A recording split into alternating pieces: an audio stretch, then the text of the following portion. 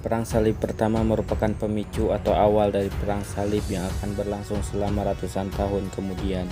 Perang ini dimulai ketika bangsa Eropa melakukan ekspedisi militer yang bertujuan untuk mendapatkan kembali tanah suci yang sudah ditaklukkan kaum muslim beberapa abad yang lalu. Sejak dicetuskannya himbauan untuk Perang Salib, para kesatria dan rakyat biasa dari banyak negara di Eropa melakukan perjalanan darat dan laut menuju kota Yerusalem. Dan berikut ini adalah sejarah Perang Salib pertama. Simak video ini sampai akhir.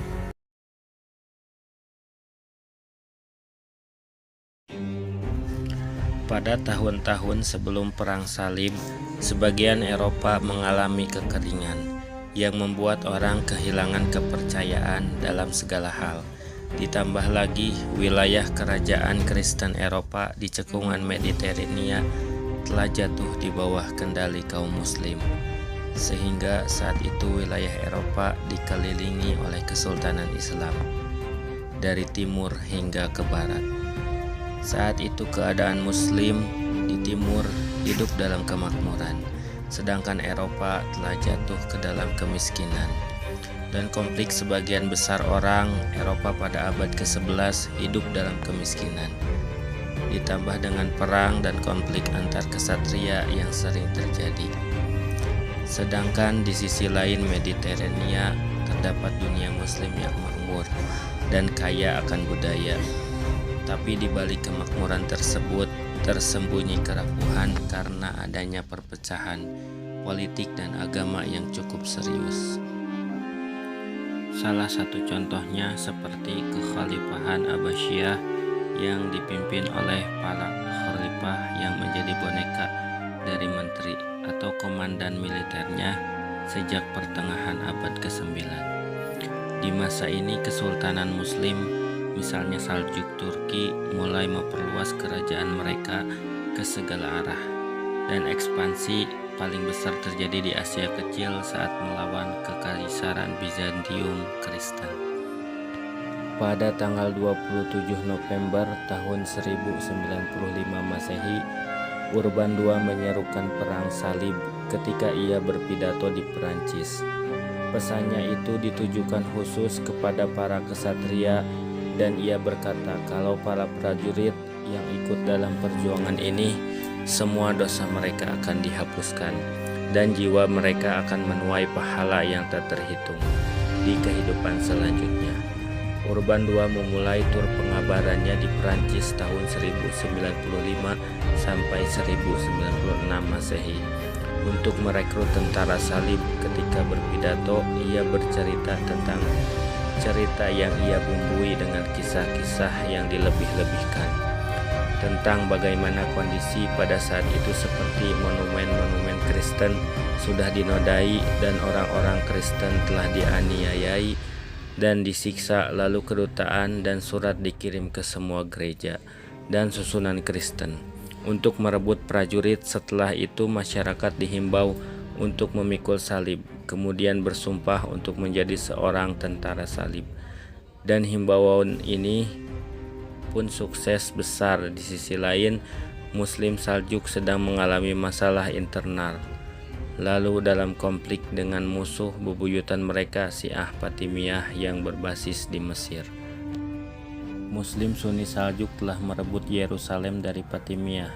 Kemudian Yerusalem berhasil direbut kembali oleh dinasti Fatimiyah hanya beberapa bulan sebelum tentara salib tiba di Eropa.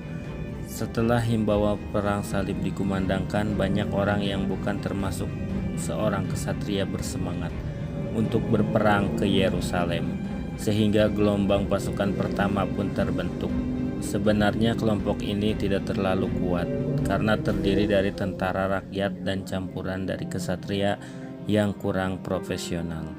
Mereka dipimpin oleh Peter de Hermin, sang pendeta. Kelompok tentara salib yang kedua juga telah terbentuk, tapi mereka juga sama-sama kurang profesional. Kelompok ini dipimpin oleh Count Emico dari Leninge. Kemudian mereka tiba di Konstantinopel pada awal musim panas di tahun 1096 Masehi untuk singgah. Setelah itu mereka segera dikirim oleh Kaisar Alexios ke Asia Kecil, tapi mereka disergap dan berhasil dihancurkan di dekat Niksea oleh tentara Saljuk yang dipimpin oleh Hizd Arslan I pada tanggal 21 Oktober tahun 1096 Masehi. Sebenarnya pasukan ini bukanlah pasukan yang diinginkan oleh Alexios atau Faust Urbanus II.